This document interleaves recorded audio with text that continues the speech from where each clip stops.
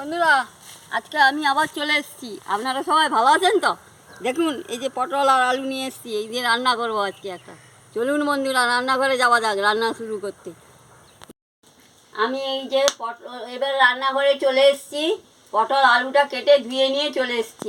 উনুন ধরে গেছে, আমি কড়াটা বসিয়ে দিয়েছি। কড়া গরম হয়ে গেছে, আমি তেল দিয়ে দিচ্ছি। তেল গরম হয়ে গেছে, আমি আলু আর পটলটা দিয়ে দিচ্ছি।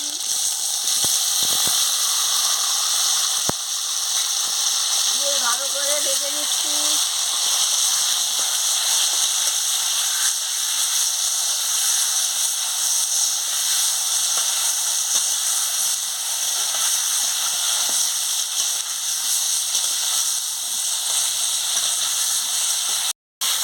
ভালো করে আলুকে আর পটলটাকে আমি ভেজে নিচ্ছি।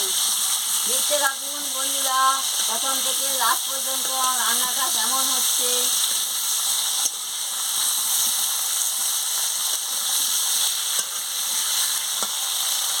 আমি তুলে নিচ্ছি।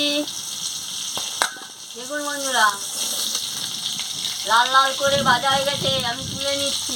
আমি কড়াই তেলটা দিয়ে দিচ্ছি, এটাই দিয়ে দিচ্ছি। এবার আমি পোস্ত বাটাটা দিয়ে দিচ্ছি, দিয়ে ভালো করে ভেজে নিচ্ছি।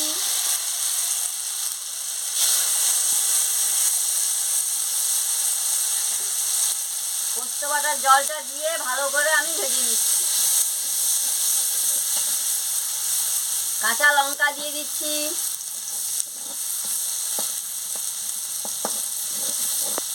হলুদের গুঁড়োটা দিয়ে দিচ্ছি,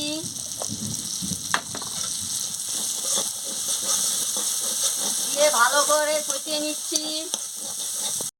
লঙ্কার গুঁড়োটা দিয়ে দিচ্ছি। আমি ভালো করে মশলাটাকে ভেজে নিচ্ছি।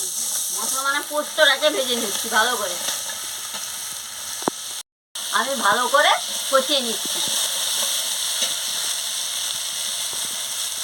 তো আর সরষে আমি ভালো করে ওটাকে কষিয়ে নিচ্ছি।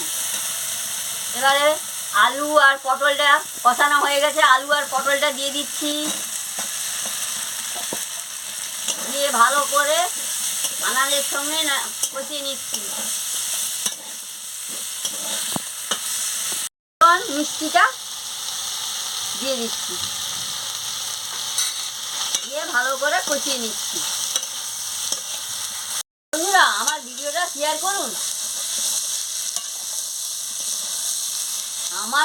আমার ভিডিওটাকে শেয়ার করুন। আমার ভিডিওটা দেখুন। বয়স্ক ঠাকুমার রান্নাটা কি ভালো লাগছে না?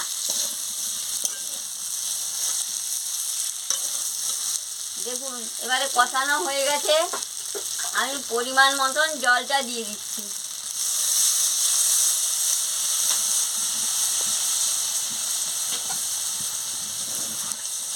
জলটা দিয়ে ভালো করে নাড়িয়ে নিচ্ছি। জলটা দিয়েছি, পরিমাণ মতন নুনটাও দিয়ে দিচ্ছি।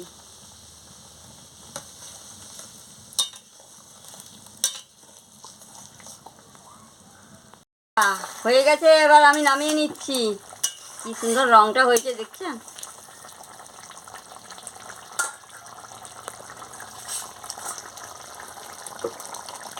এইভাবে আলু দিয়ে পটল দিয়ে পোস্ত রান্না করে খাবেন, খুব ভালো লাগবে। ভালো লাগলে আমাকে লাইক করবেন, শেয়ার করবেন, মেসেজে লিখে জানাবেন, সাবস্ক্রাইব করবেন। আমি কালকে ফিরে আসছি। দেখুন, রংটাও দারুণ হয়েছে, গন্ধটাও দারুণ বেরিয়েছে।